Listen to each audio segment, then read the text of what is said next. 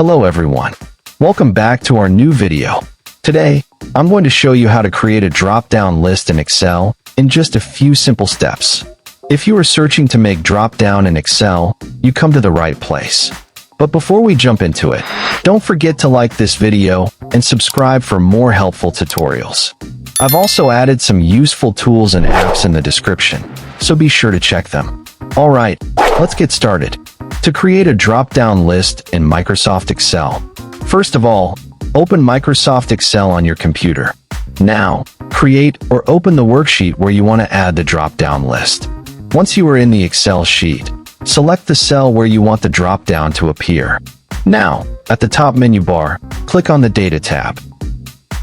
Find the Data Tools group. From here, click on the Data Validation icon.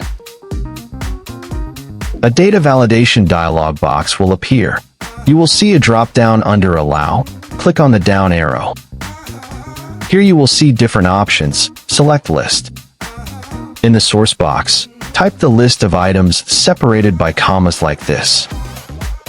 You can also select a range of cells containing the list items. Once ready, click the OK button to apply. Your drop-down list has been added to the selected cell. Click the small arrow in the cell to choose an option from the list.